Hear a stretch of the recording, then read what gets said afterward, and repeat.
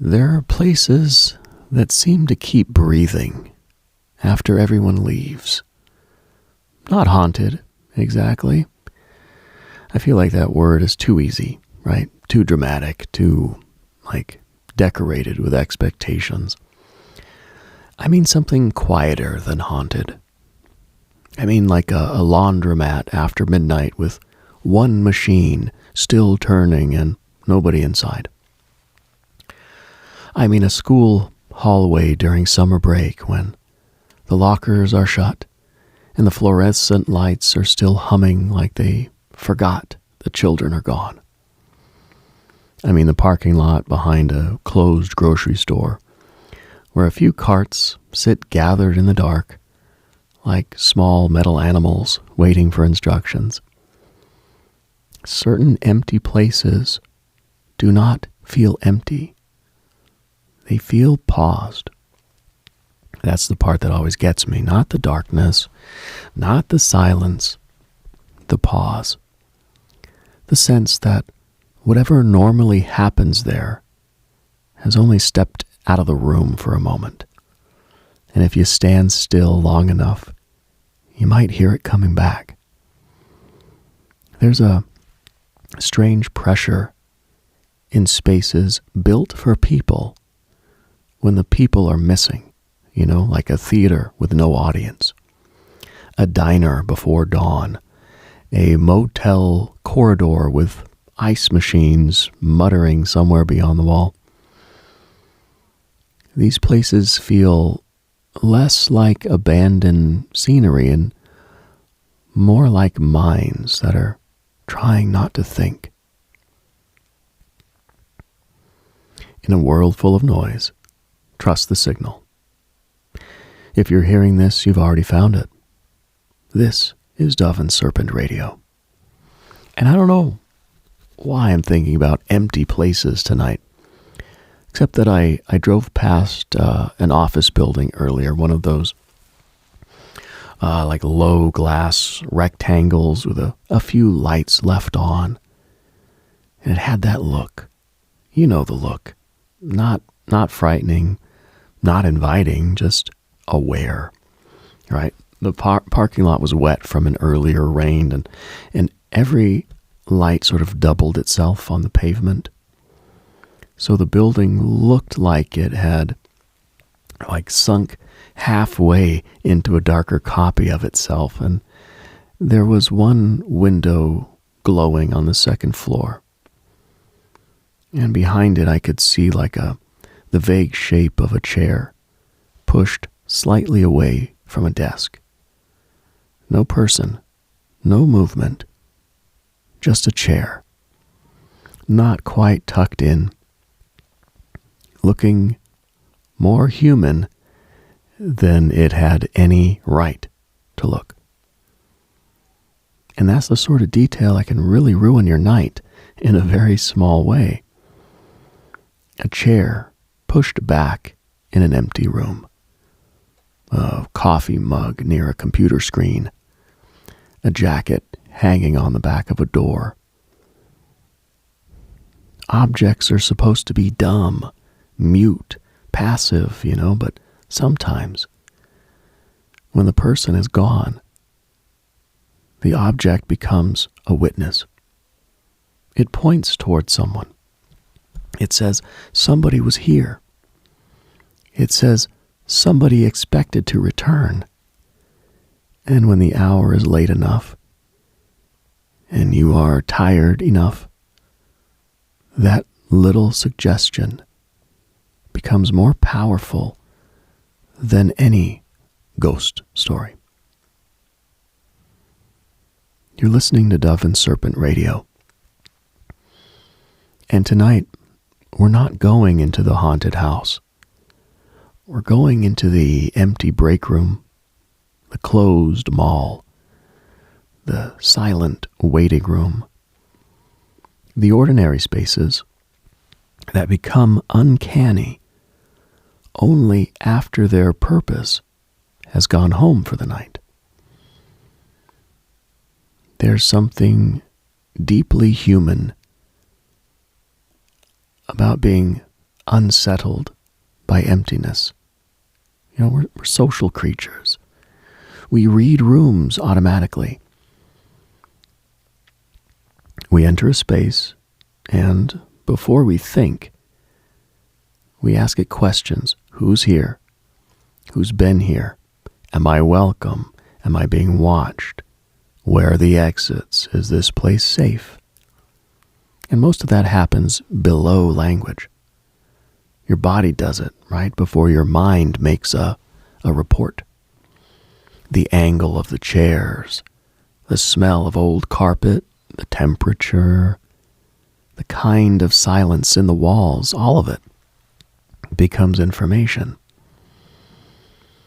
And a space that was clearly designed around human activity but no longer contains it sends a strange mixed signal. The chairs are still facing each other, but nobody is speaking. The counters are still waiting for hands. The lights are still arranged for commerce and conversation and work or instruction, worship. Arranged for eating, waiting, healing, buying, or departing. The space continues to gesture toward life, but life has withdrawn. And that contradiction is the eerie part. It's not absence. It's interrupted presence. I remember being a kid and walking through my elementary school during some evening event. I don't know, maybe it was like a parent-teacher night or a holiday concert or something. And I wandered away for just long enough to find the empty hallway. And that was the same hallway that I walked every day. But at night, it became something else entirely. The bulletin boards were still covered in construction paper suns and crooked handwriting. But under the evening lights, they looked almost ritualistic, like offerings left by a vanished tribe of small people.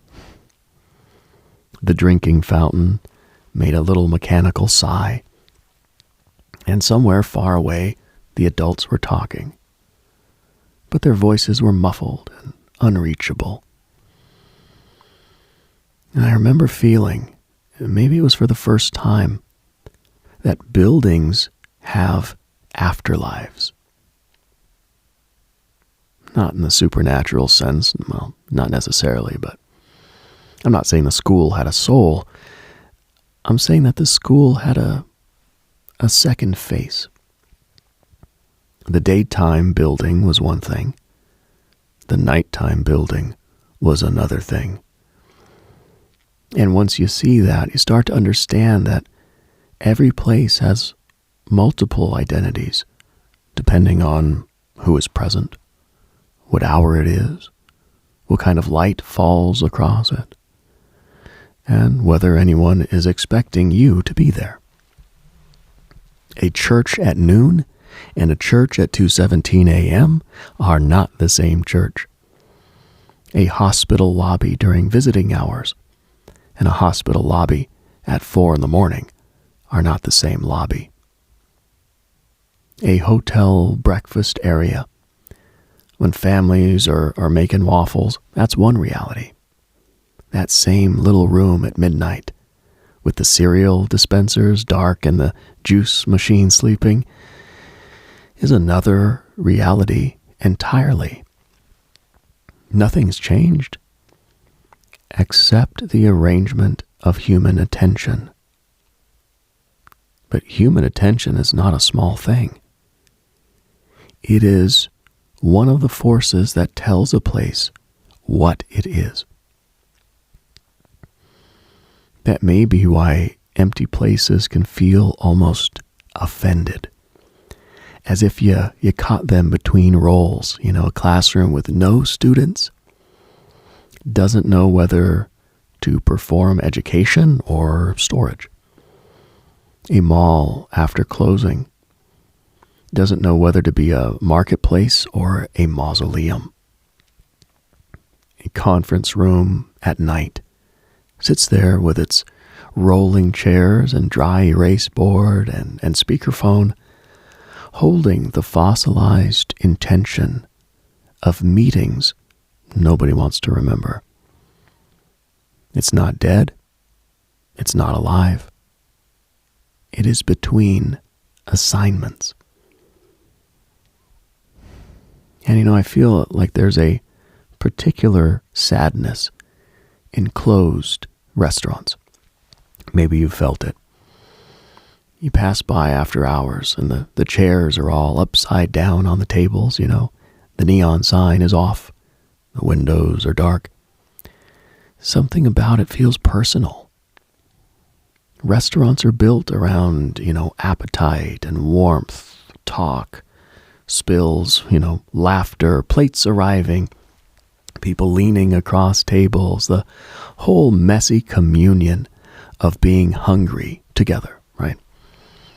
But then after closing, all of that collapses into stacked chairs and mopped floors.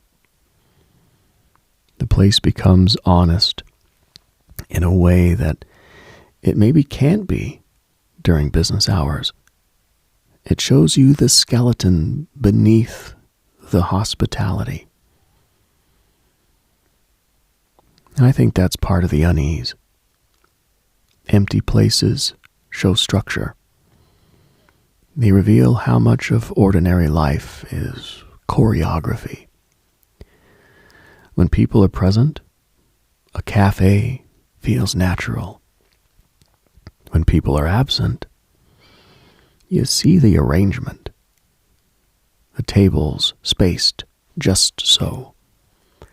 The lights chosen to soften behavior. The counter placed as a boundary between service and desire. The menu board like an altar of permitted cravings. We move through these designs every day without really noticing them because the people animate them. But you remove the people and the design becomes visible. The spell shows its wires. And maybe that is why abandoned malls, have become such a fixation online. They're not just decaying buildings. They are ruins of a certain social dream. Climate-controlled streets, artificial skylights, indoor fountains, food courts, escalators carrying nobody upward. The mall was designed to feel like public life without weather, without unpredictability, without the old town square's mess and danger and argument. And when those places empty out, they don't look ancient. They look recently betrayed. The potted plants are fake. The marble is fake. The village feeling was fake. But the memories were real. That combination is very powerful and yet very strange. You can walk through a dead mall and feel two realities at once. One is the present, with dust and gated storefronts, missing letters, old posters bleached by light.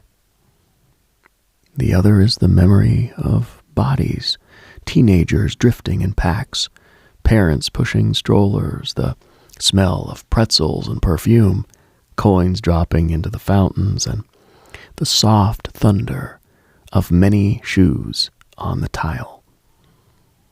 The building seems to contain its own echo, not as sound, but as expectation. The place remembers being wanted. Yeah, maybe that's too sentimental. Maybe buildings don't remember anything, right? But we do. And sometimes memory is not inside us as much as between us and the things we're looking at. A place becomes a memory machine. It turns the crank and suddenly you're not only seeing what's there, you're seeing what used to happen there. You're seeing yourself seeing it. You are seeing time become architectural. Now there's an old idea, and not exactly scientific, but I don't think it's useless either, that places can absorb emotion. You hear people say it about houses, right? Like after arguments, about rooms where someone died, or battlefields, old hospitals, theaters, bedrooms after a breakup. They say the place feels heavy. They say the walls know. They say something stayed behind. Now, a strict materialist might dismiss that. Yeah, fair enough. Walls don't have nervous systems, right? But human bodies do. And human bodies are extraordinarily good at reading traces. A room where someone has been crying can feel different, even if nobody tells you why. Maybe it's the air, the posture of objects, the tissue in the trash, the silence after intensity. A house where people are angry has a frequency to it. A workplace where everyone is afraid has a frequency to it. A home where love has been practiced for decades has a frequency to it. And we are not only imagining these things, we're perceiving subtle evidence and assembling a conclusion so quickly that it feels like atmosphere. But atmosphere is not nothing. Atmosphere is how the invisible becomes practical. Now, there are people who can walk into a room and immediately know something's wrong. Not because they're psychic, though maybe some would use that word. Because they are sensitive to pattern. They notice what has been moved, what has not been said. They notice what kind of quiet the room is keeping. They notice that someone's smile is arriving late. They notice the air is too still around one person and too busy around another. That's not fantasy. That is social survival sharpened into perception. And in empty places, that perception has nowhere obvious to land. You read the room, but there are no faces, so the room itself becomes the face. That's when the hallway can look watchful. That's when a window can look patient. That's when a vending machine glowing at the end of a corridor can feel like it has been expecting you. Your mind is looking for social information, and if no person is there to carry it, the objects begin to carry it. The exit sign becomes an eye.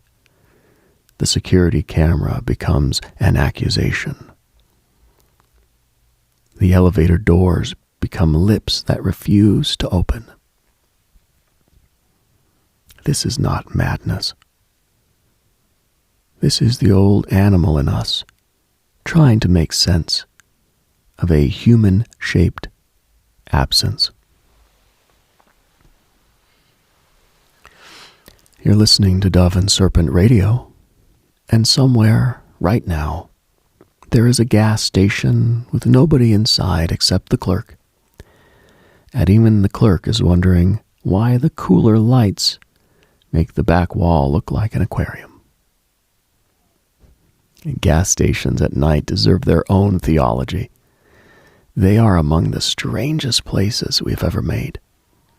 Bright islands in enormous darkness. Artificial daylight poured onto pumps and concrete, lottery signs, windshield fluids, cigarettes, energy drinks, beef jerky, motor oil, phone chargers, and tired people who don't want to talk about why they're awake. The gas station is never fully private and never fully public. You can be anonymous there, but you're also exposed. Everyone can see you under that brutal canopy light.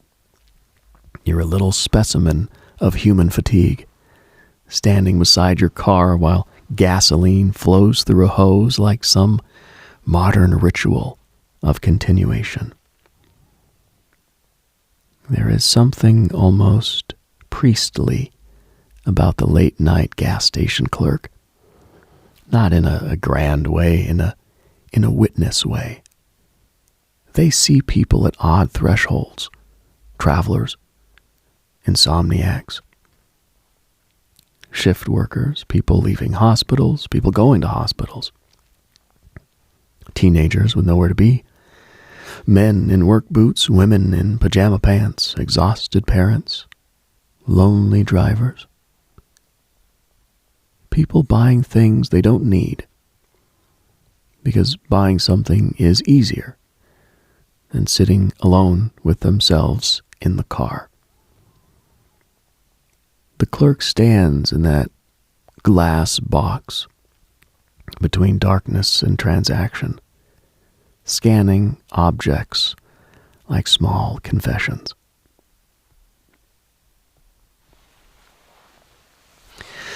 Now, I once stopped at a gas station so late, it felt less like night and more like the underside of morning. There was one other car there, parked crookedly near the air pump. Empty as far as I could tell. Inside, the clerk had a small television on mute, showing some nature program. I remember seeing an octopus change color across the screen while a hot dog rotated slowly in its little machine behind the counter. That image has stayed with me for reasons I can't fully explain. The octopus, intelligent and alien, blooming colors silently, and the hot dog, absurd and tired, turning under glass at maybe 3 a.m, and outside the empty car by the air pump, like someone had been translated out of the scene. Nothing happened. That's important. Nothing happened at all. I bought a water. I left. But the whole thing had the quality of a message nobody sent. And that, I think, is where high strangeness actually lives most of the time. Not in these spectacular events, but in scenes that feel over-arranged by accident. A red balloon caught in a leafless tree behind a dental office. A payphone still standing in a town where nobody remembers using it. A shoe in the middle of the road with no other sign of a person. A child's toy on the roof of a bus stop. A piano visible through the window of an empty storefront. These things don't prove anything, but they kind of make the world feel edited. Well, not edited well, I guess. Edited strangely. A shoe alone in the road is one of the great unsolved mysteries of ordinary life. We all see it. Nobody talks about it enough. How does one shoe get there? Not a pair, not a bag of clothes, one shoe in the turning lane, on the shoulder, near an intersection. It always looks like evidence, right? But evidence of what? A loss? A fight? A joke? A moment so chaotic that footwear became irrelevant? The rational explanations are probably boring, but the image is not boring. The image is ancient. One shoe without a foot is a symbol before it's an object. And the same thing happens with gloves in winter. A single glove on the sidewalk, palm up, already darkened by snowmelt. Looks like a little hand asking for something. It has no life, but it keeps the shape of life. That's why it bothers us. The body is gone, but the outline remains.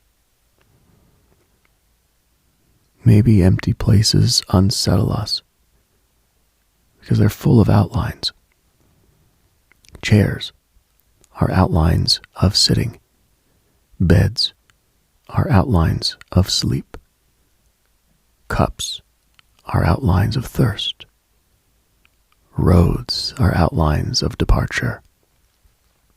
Doorways are outlines of choice. A room with objects but no people becomes a museum of human intention. Everything points toward a body that is not there. And absence, when it's shaped precisely enough, can feel exactly like presence. That sentence sounds almost too neat, but I think it's true.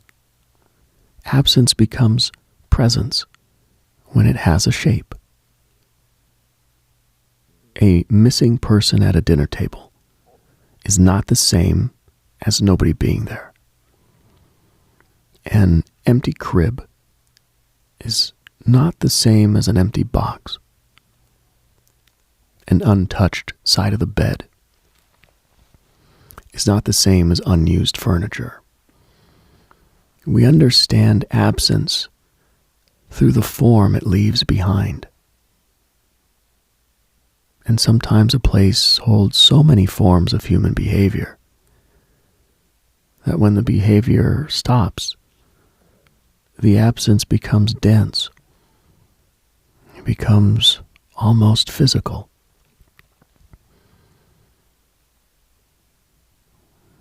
This is why certain rooms after a funeral feel impossible. Not because they're dramatic, but because they're ordinary. The casseroles, the folding chairs, the half-full cups, the relatives speaking softly in clusters. The person who is gone is nowhere visible, yet everything in the room is organized around them. Their absence becomes the largest thing present. I think public spaces have their own version of this. An empty train station late at night holds the absence of thousands. A closed amusement park holds the absence of screaming children and sunburned families and teenagers trying to impress each other. An empty office building holds the absence of stress. A silent factory holds the absence of repetition. These places store the shape of what they were meant to contain. And when you enter them at the wrong hour, you feel that storage. You feel the residue of function. There's a strange tenderness in that, I think. If you you let yourself feel it.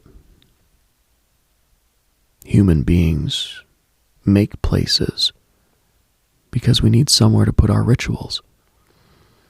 We need rooms for learning, rooms for eating, rooms for waiting, rooms for buying, for healing, rooms for arguing, for sleeping, and rooms for dying. Then we pretend the rooms are neutral. They are not neutral. They are containers of repeated behavior. And repeated behavior becomes meaning. A barbershop is not just chairs and mirrors. It's people waiting, small talk, clippers, buzzing, fathers bringing sons, old men reading yesterday's paper, strangers discussing weather like it matters. A bus station is not just benches and schedules. It is delay and departure, fatigue, hope, bad coffee, missed connections, people guarding their bags with their knees. A laundromat is not just machines. It's people watching their private fabrics become public for 40 minutes under fluorescent lighting. And that's an odd ritual, isn't it, when you think about it? We carry the evidence of our bodies into a public room, load it into machines, sit beside strangers, and wait for cleanliness. Socks, shirts, towels, sheets, underwear, all tumbling behind glass like soft weather. There's something vulnerable about laundromats. Something kind of democratic, too. Everybody has stains. Everybody has fabric that has touched their skin. And everybody waits. At night, though, laundromats become very different. The machines keep their circular logic, but the people are fewer, quieter. The place becomes hypnotic. You can sit there at 1 a.m. and watch your clothes turn and turn. And after a while, it feels less like cleaning and more like being shown the structure of your own thoughts. The same things, rising and falling, vanishing and returning. A sleeve appears and disappears. A towel presses against the glass like an animal. The dryer hums with total confidence. Outside, the street is empty. And inside, your life is rotating in public.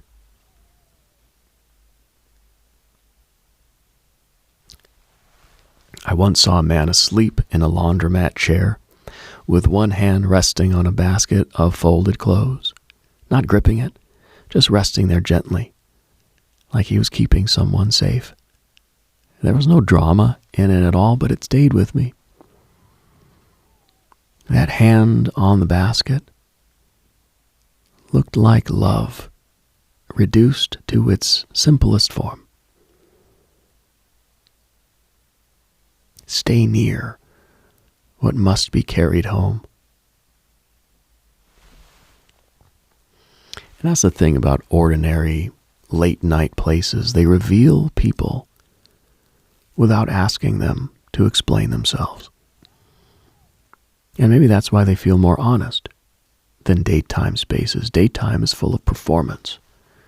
Nighttime strips people down. At night, in the places that remain open, everyone is a little less defended. You see the tired version, the worried version. The version that buys cough drops and cat food at midnight. The version that sits in a hospital vending area, staring at a bag of pretzels without opening it. The version that stands outside a motel room smoking, not because they enjoy smoking, but because the room is too small for what they're feeling.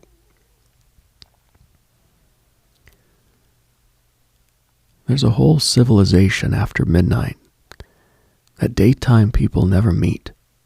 Cleaning crews, nurses, truck drivers, bakers, security guards, dispatchers, the hotel clerks, warehouse workers, insomniacs, new parents, grief-stricken people, anxious people, people waiting for test results, people who simply cannot sleep because the mind has become a room with all the lights on. And all these people move through the same spaces, transformed by hour and necessity.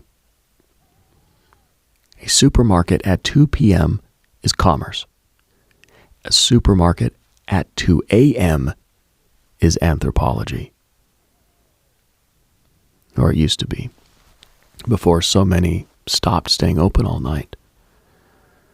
There's a particular weirdness to the 24-hour grocery store that I miss. Not because it was pleasant exactly, but because it felt like one of the few places where the artificial order of modern life became openly absurd. Rows of cereal under stadium lighting, one person buying bananas, another person studying the freezer section like it contained a prophecy. The produce mist spraying onto lettuce with that little thunder sound, Pop music playing overhead for almost no one. The pyramid of oranges sitting there with unreasonable confidence. Fruit at night indoors, strange. It looks more alive than anything else. Apples shining under fluorescent light after midnight, they look like they have secrets. Or maybe I've just been awake too long. I guess that's always possible.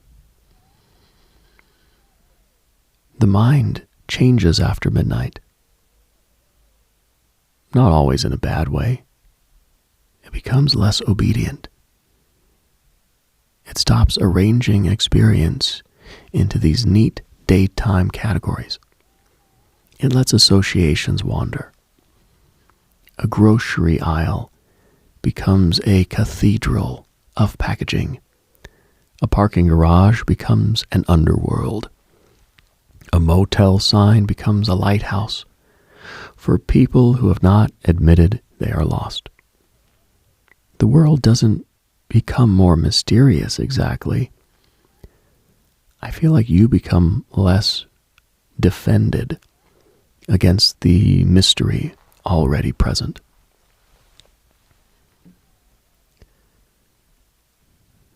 You're listening to Dove and Serpent Radio. And if you're awake right now, really awake, you're not just passing through. You probably know that the night has its own intelligence. It's not smarter than the day, but it is less polite. The day asks what you're doing. The night asks what you're avoiding. That's why certain empty places become difficult at night. They make avoidance harder. A silent office asks why you give so much of yourself to rooms that do not love you back. An empty church asks you what you believe when no one is singing. A closed playground asks where your childhood went and why it left so quietly. A hospital corridor asks what your body knows that your plans do not. A motel room asks what it means to rest in a place designed for departure. I feel like motel rooms are deeply strange. Hotels can be strange too, yeah, but Motels have a particular roadside honesty. They are rooms without roots. Beds that hold thousands of separate sleeps. Curtains that open onto parking lots. Ice buckets. Those thin towels, Lamps bolted down or too ugly to steal. Paintings chosen by literally nobody. A motel room says you may stop here, but you do not belong here. It offers shelter without intimacy. And yet, people live enormous moments in these rooms. Fights, affairs, escapes, breakdowns, vacations, phone calls that change lives, children jumping between beds, adults staring at ceilings, someone eating takeout in silence, someone crying in the shower because the water noise gives them cover, someone watching a local news broadcast from a city they'll leave in the morning. A motel room is temporary, but the feelings inside it are not always temporary. And that contradiction gives it a charge. The more generic a place is, the more personal it can become under pressure. That sounds backwards, right? But I think it's true. A bland room gives your mind nowhere to hide. The beige walls become a screen. The humming air conditioner becomes a companion. That strange carpet pattern becomes something you remember years later with unreasonable clarity because you were going through something when you looked at it. Memory attaches itself to surfaces without asking permission. That's why you can forget entire conversations but remember the color of the carpet. You can forget what someone said after a funeral but remember the sound of the refrigerator in the kitchen. You can forget the route you drove during a crisis, but you remember one billboard, one broken taillight, one fast food sign glowing red in the rain. The mind under stress or tenderness or exhaustion grabs onto very strange anchors. And later these anchors become doors. That's also why returning to certain places can feel dangerous. Not physically dangerous, but emotionally dangerous. You walk into an old apartment building, a former workplace, a childhood neighborhood. And the place does not simply remind you, it reorganizes you. Your body remembers how to be the person you were there. Your shoulders lift, your breathing changes, your expectations adjust. The past is not behind you in those moments. It's in the walls. Or I guess more accurately, it's in the meeting between your nervous system and the walls. And I think that's one reason people talk about ghosts. Not because every eerie place contains a dead person wandering around in a sheet of mist, but because the experience of place memory can feel external. You walk into a room and suddenly you feel 12 years old. You stand in a kitchen and remember a voice with such force that the room seems to produce it. You smell old wood, dust, soap, cigarette smoke, rain on concrete, and your body opens a file you didn't request. That can feel like being visited. Maybe some hauntings are memory with nowhere else to go. Maybe some ghosts are not souls, but patterns, human patterns caught in architecture. reactivated by attention. That doesn't make them unreal. It just makes them more complicated than the stories say. There's an old theater I used to know. Not grand, not famous, just one of those local places with the worn-out seats and the velvet, trying its best. I was in it once when it was completely empty.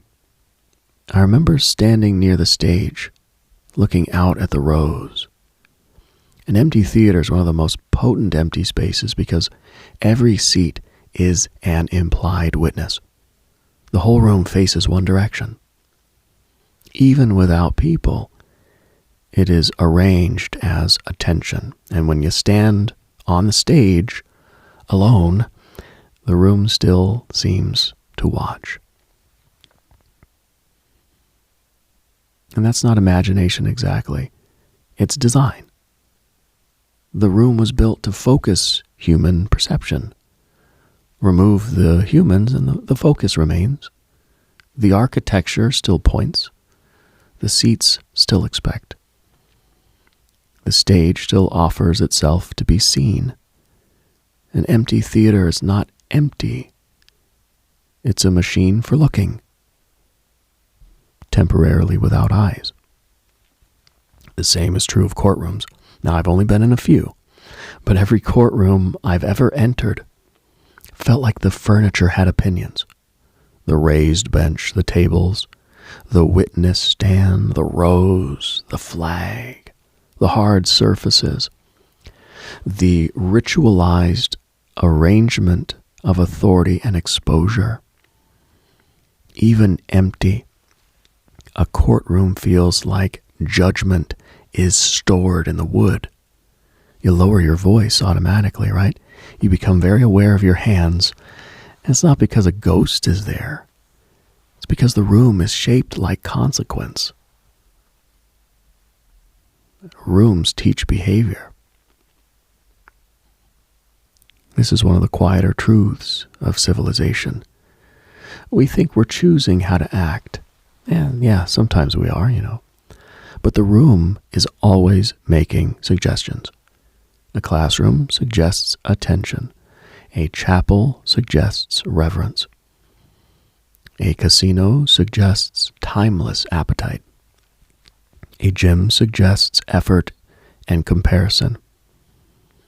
A waiting room suggests patience under mild humiliation. A bedroom suggests vulnerability. A boardroom suggests hierarchy. A prison cell suggests reduction. And a library suggests inwardness. And at night, when the people are gone, those suggestions become louder because they're no longer diluted by actual behavior. The room says what it was built to say. This can be comforting or disturbing, depending on the room. A library, after hours, is one of the few empty places that feel almost merciful to me. Not entirely, but mostly. There's something about shelves of books in darkness that does not feel abandoned. It feels asleep. A library is, it's already quiet when it's open. So when it closes, the sleep and the silence deepens rather than changes. The books remain exactly what they were, which is unusual. A restaurant without people fails at being a restaurant. A theater without audience becomes eerie. But a library without readers still makes sense. The books don't need you to perform themselves. They wait with ancient patience. But even there, the empty reading tables can feel a little strange. Chairs pushed in, lamps off, a stray bookmark, a pencil left behind, the sense of minds recently present. Libraries are public buildings dedicated to private interior life, which is already a beautiful contradiction. People gather there to be alone together. And after closing, that shared solitude lingers. I like the thought that every book in a dark library is quietly refusing to vanish. Not speaking, not glowing, just existing as potential consciousness. Open me, and something awakes. Leave me closed, and I still hold the shape of someone else's thought. There's a kind of occultism in that. Really, though, and not like the flashy kind, like a book is kind of a portable haunting. The dead, the distant, the unknown, the imagery, all waiting in paper until a living mind completes the circuit. And maybe all human spaces work that way. Maybe places are circuits that require people to activate them. And when no one is there, the circuit's incomplete, but, still charged. That would explain the feeling. The charge is still there. I'm thinking now of playgrounds at night, which may be among the most unsettling ordinary places. During the day, a playground is noise and motion, bright plastic, children climbing, parents half watching, little conflicts, little triumphs, someone crying because someone else got to the slide first. But at night, the swings move slightly in the wind, and the whole place becomes wrong, right? Not evil, just wrong. The equipment is scaled to children, but children are absent. So the smallness becomes eerie. The slide gleams under a street lamp. The monkey bars cast thin shadows. The swings hang like questions.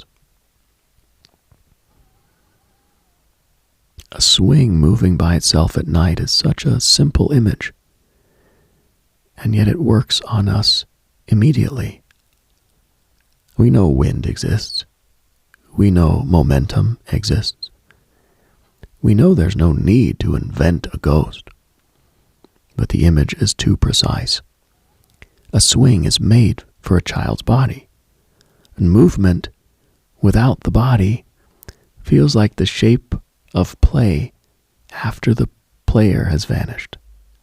And again, absence with a shape. The world is full of this. A rocking chair, a wheelchair, a crib, a pair of glasses on a nightstand, a half-finished crossword, a coat on a hook, a cane by the door, an instrument in its stand. All objects are not equal. Some hold the outline of a person more intensely than others. Some objects are almost waiting to become human again. I feel like musical instruments are especially strange when no one is playing them. A guitar leaning in a corner feels quieter than a chair, but more expectant. A piano in an empty room feels almost too large for silence. It's basically a sleeping animal with teeth. You can feel the sound inside it, even when no key is touched. A trumpet in a case, a violin on a table, a drum kit under a sheet. All of them suggest potential noise so strongly that their silence becomes active. A radio was like that too. Maybe especially a radio. An old radio sitting unplugged on a shelf has a different kind of silence than a stone, because you know what it is built to do. It's made to receive invisible things and turn them into voices. That is a wild object to have domesticated so completely that we stop noticing.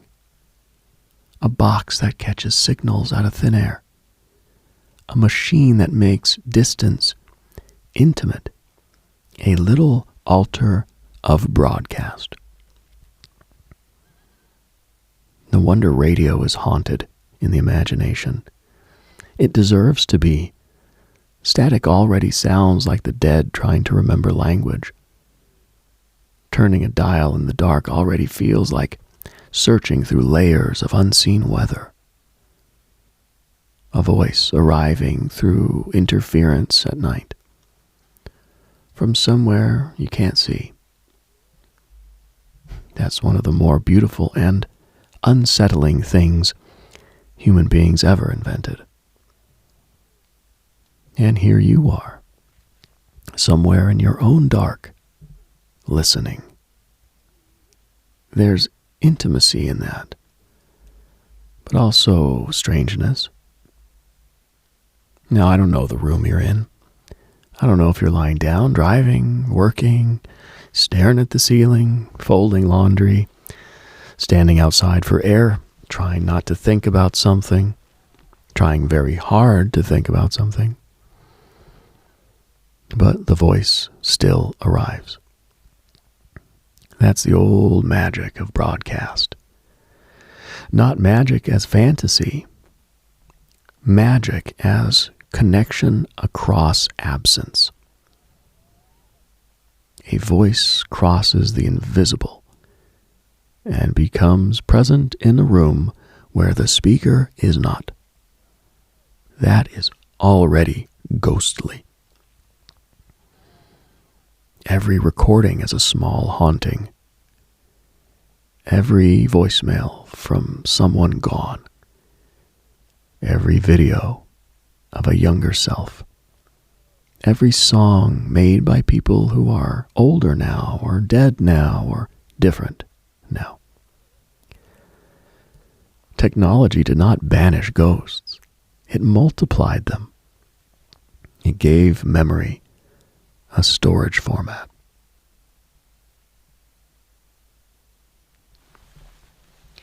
But tonight I'm less interested in the grand ghosts. I'm more interested in the little ones. The ordinary, residual presences of places and things. The way your childhood kitchen can still exist somewhere in your nervous system, even after all the cabinets are gone.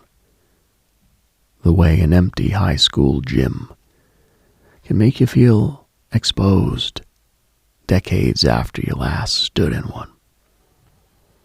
The way a closed store in a town you never lived in can still make you nostalgic for a life you didn't have. That last one is worth pausing over, I think. Nostalgia for lives we did not live. It happens more often than we admit. You see an old motel sign and you feel homesick for a road trip you never took.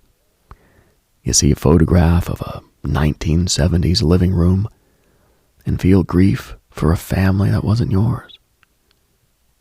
You hear a song from before you were born. Somehow you start missing something. The mind is capable of longing sideways, not only backward into its own past, but outward into imagined pasts, borrowed pasts, cultural pasts, and symbolic pasts. This is why old, empty places can affect people who have no personal connection to them. You don't have to have eaten at the abandoned diner to feel something looking at its stools. You don't have to have attended the closed school to feel the weight of its hallway. Human life leaves patterns recognizable even to strangers. We can mourn the disappearance of a world we only know by its traces.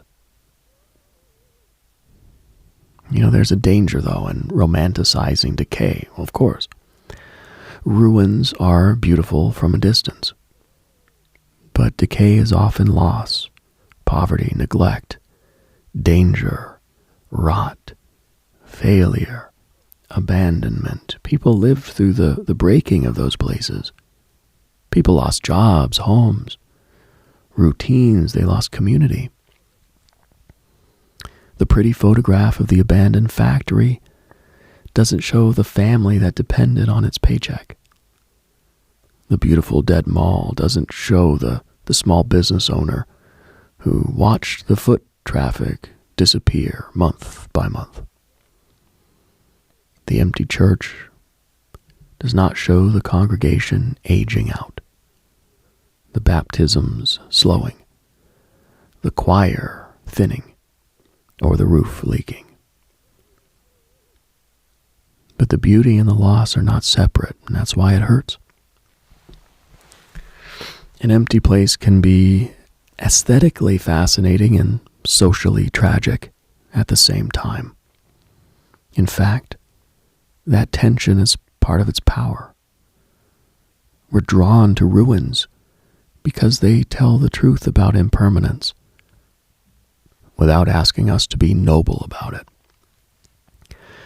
They show us that every system, no matter how ordinary or confident, can become a shell. Every brightly lit store can become a dark window. Every office with quarterly goals can become a floor of dust. Every school can become a building birds enter through broken glass. And yet, I don't find that purely bleak. There's something clarifying about it. Empty places remind us that our arrangements are temporary, not meaningless, temporary. And that distinction matters. A sandcastle is not meaningless because the tide comes in. A meal is not meaningless because the plates are cleared. A conversation is not meaningless because the room falls silent afterward. The temporary nature of human spaces may be exactly what gives them tenderness. We're always making these little shelters against disappearance. That's what a home is partly, right? A temporary agreement with space. We say this corner is where the books go. This drawer is for the old batteries and the keys we don't recognize. This table is where we eat. This chair is where I sit when I'm too tired to be impressive. This window is where morning enters. We impose those patterns on the indifferent world, and for a while that pattern holds. Then one day the house is empty. Someone else moves in. They paint over the walls. They put their couch where your couch was. And the place becomes theirs, but not completely. Not because your ghost is there, maybe, but because places are layered by use. New life does not erase old life. It covers it, sometimes beautifully, sometimes carelessly. The room continues. Hey, that can be comforting if you let it. You are not the final meaning of any place, neither am I. We pass through. We arrange, we leave marks. We are changed by rooms, and we change them. Then the rooms go on, or they don't. Sometimes they're demolished. Sometimes they become something else. Sometimes a bank becomes a coffee shop. A church becomes apartments. A school becomes storage. A factory becomes luxury lofts with exposed brick and very expensive sadness. I have mixed feelings about that phrase, exposed brick. It always sounds like a wound being marketed. Maybe that's unfair. People have always reused places. Temples become churches, churches become museums, warehouses become homes, homes become offices, offices become something no one intended. The meaning of a place is never fixed. It is negotiated across time by bodies, money, weather, memory, need, accident, and forgetting. That's one reason cities feel alive. Not because they are mystical beings in a literal sense, but because they are layered organisms of use. Every block has visible and invisible histories. A corner where people now buy coffee may once have held a pharmacy or a tailor or a rooming house, a funeral home. It may have been a vacant lot, a tree, a field, a burial ground, or shoreline. The present sits on the past the way a new coat of paint sits on old wood, smooth from a distance, uneven up close. Sometimes the old layer shows through.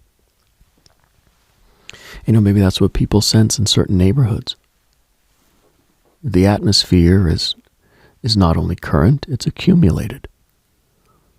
Old industrial districts, right? They have a feeling. Old resort towns have a feeling. Company towns, mining towns, port cities, college towns, suburbs, built all at once and aged all at once. They all carry different emotional geometries. You can feel what the place was designed to desire. That phrase came out strange, but I think I mean it. Places are designed around desire. The desire to worship, to sell, to control, to heal, to entertain, to produce, to hide, to impress, to rest, to punish, to educate, to remember, or to forget. And when a place empties out, that desire remains visible. An empty casino is one of the purest examples. Casinos are designed to suspend time, manipulate attention, stimulate appetite, and keep the body moving through a calculated disorientation. No clocks, carefully arranged lights, sound without silence, near winds, soft carpets, alcohol, pattern, reward, loss disguised as almost. But an empty casino, if you can imagine one, or if you've ever seen one in the very early cleaning hours, reveals the machinery of enchantment. Rows of machines blinking to nobody. Chairs tucked under promises. The whole place still whispering, "Try again," to an absence. That feels a little chilling to me. Not because it's supernatural, but because it is human. Some of the eeriest places in the world are not mysterious because we don't understand them. They are mysterious because we understand them too well.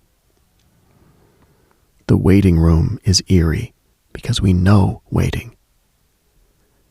A hospital corridor is eerie because we know bodies fail. An airport gate at 3 a.m. is eerie because we know departure and delay. A school at night is eerie because we know childhood ends. A closed mall is eerie because we know desire can be manufactured and than left behind.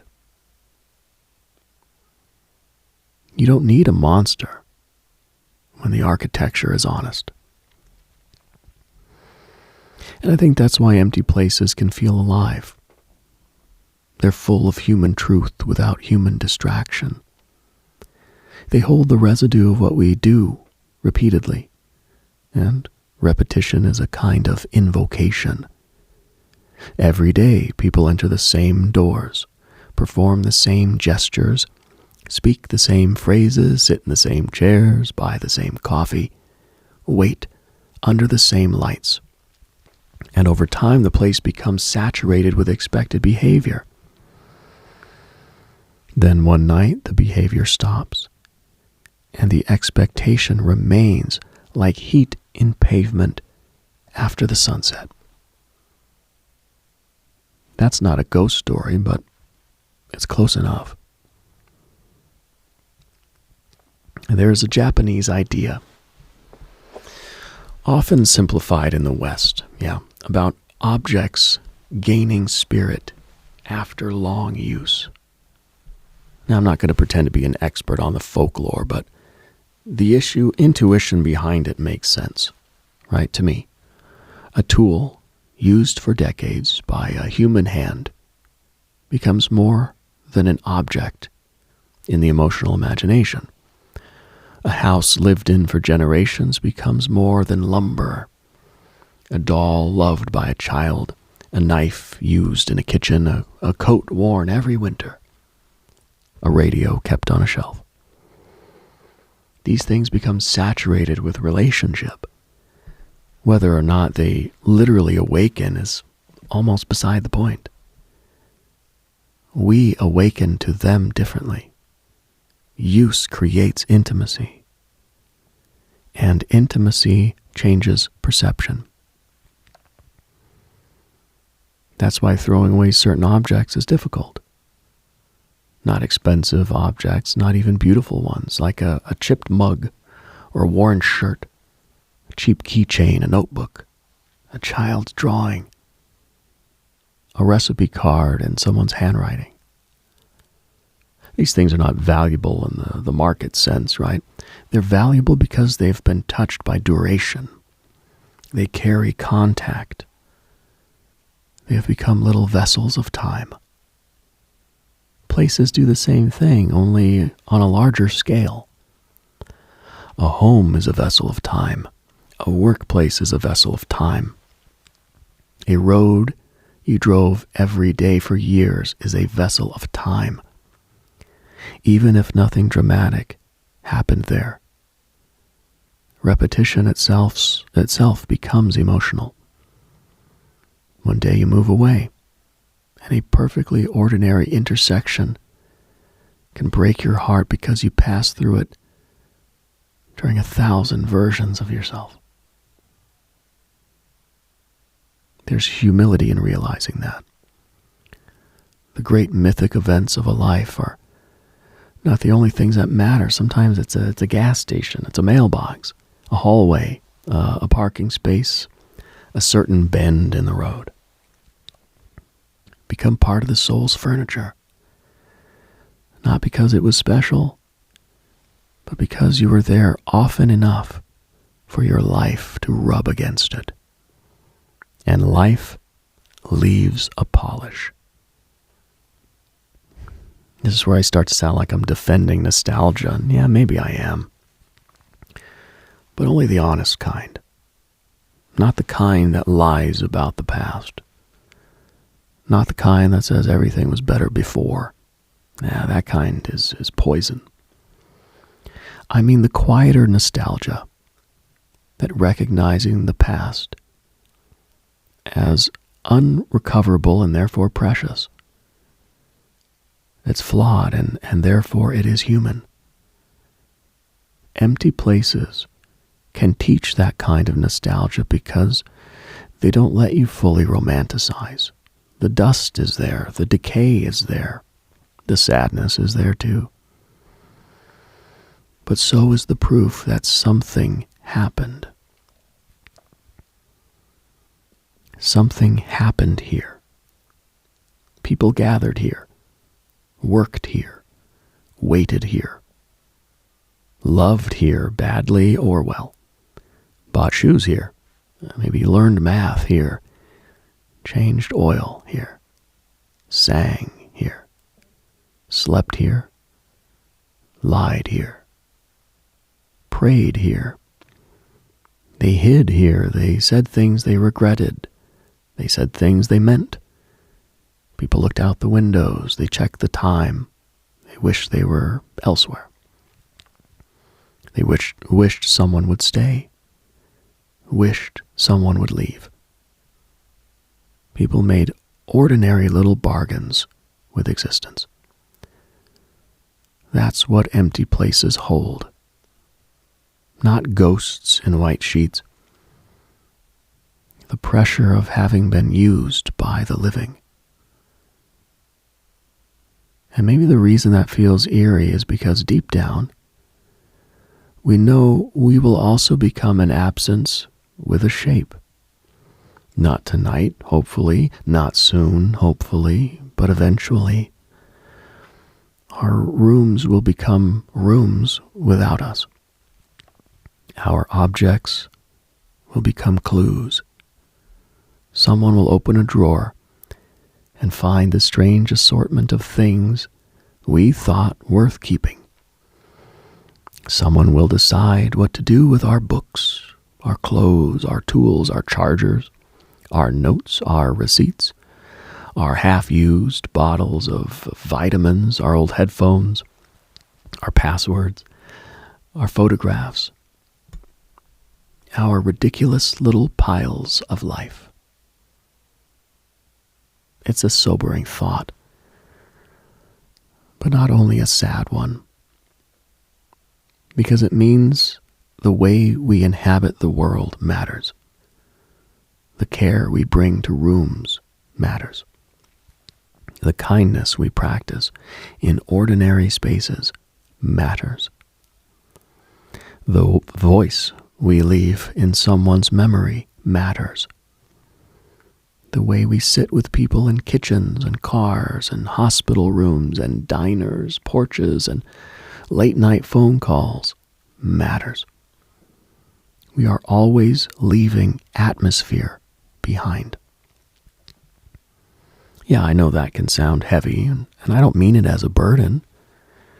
I mean it as an invitation to be more conscious of the charge that we give to places.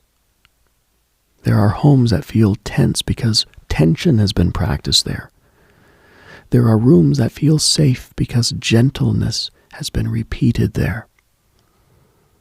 There are workspaces that feel dead because everyone inside them has been slowly trained to abandon themselves. There are dinner tables that feel holy because people have told the truth there. Atmosphere is built. Not instantly, not perfectly, but through repetition. And maybe that's one of the most practical forms of magic there is. To make a place feel more alive by the quality of presence you bring into it.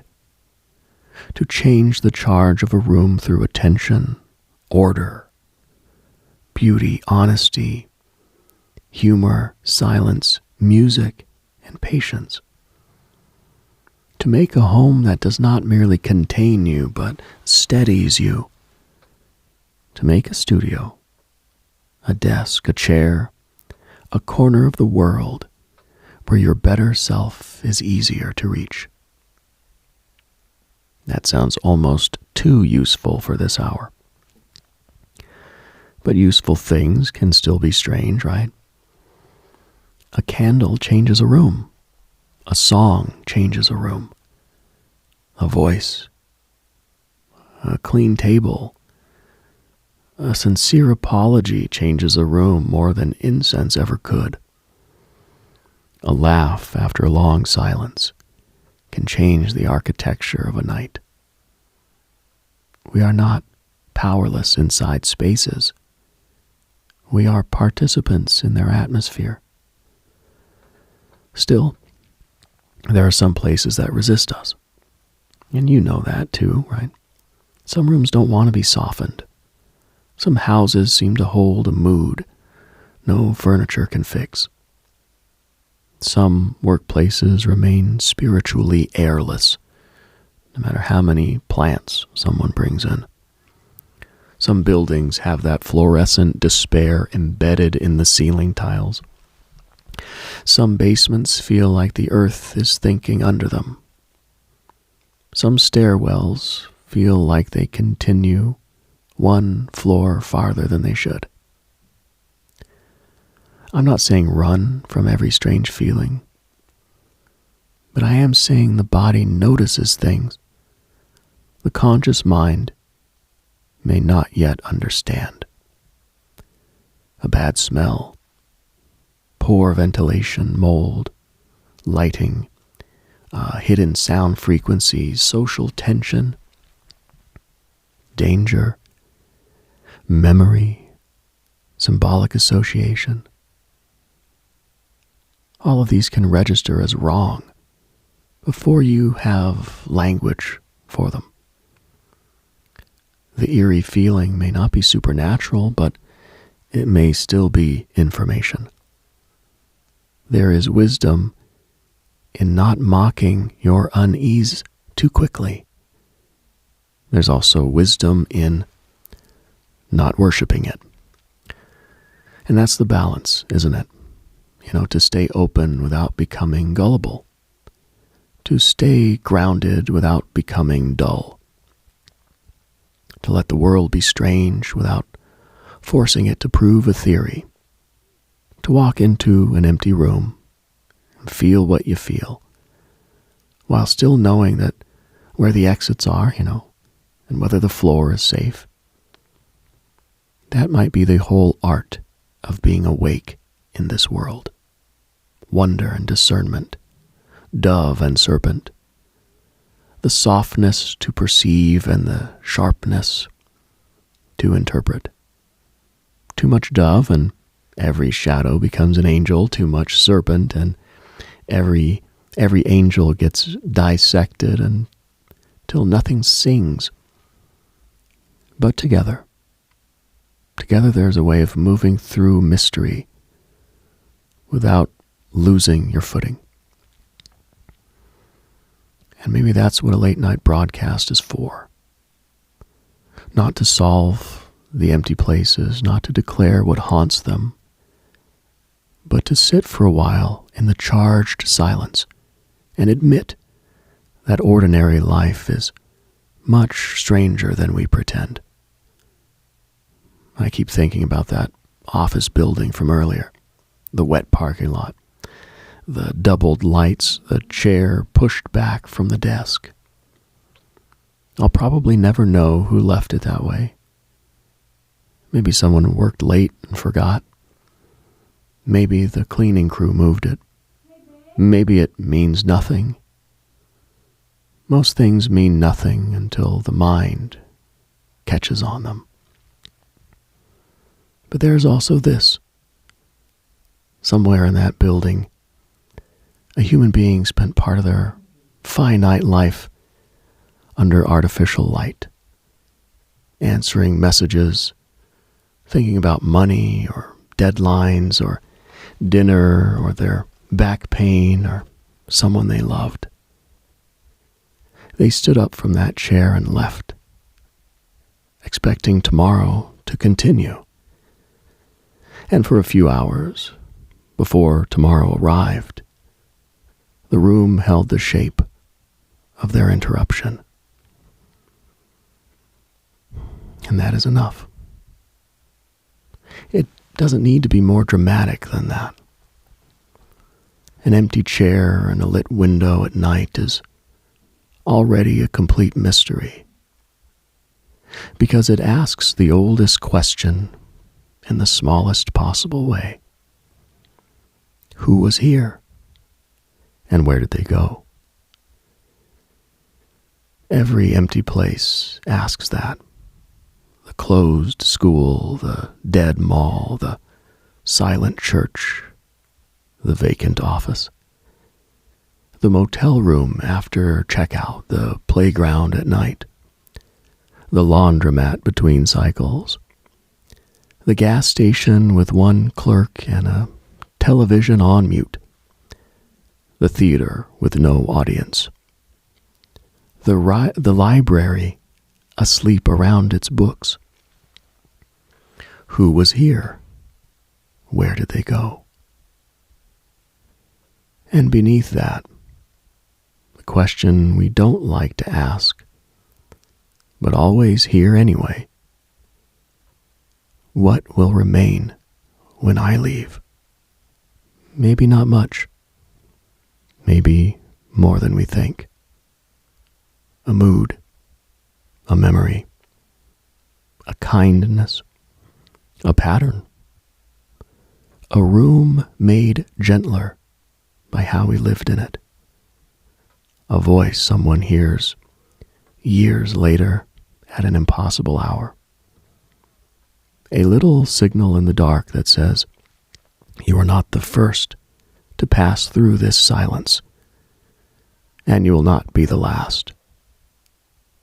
That comforts me tonight. Not completely, but enough. Until next time, stay strange in the silence. Keep the dial somewhere between wonder and understanding.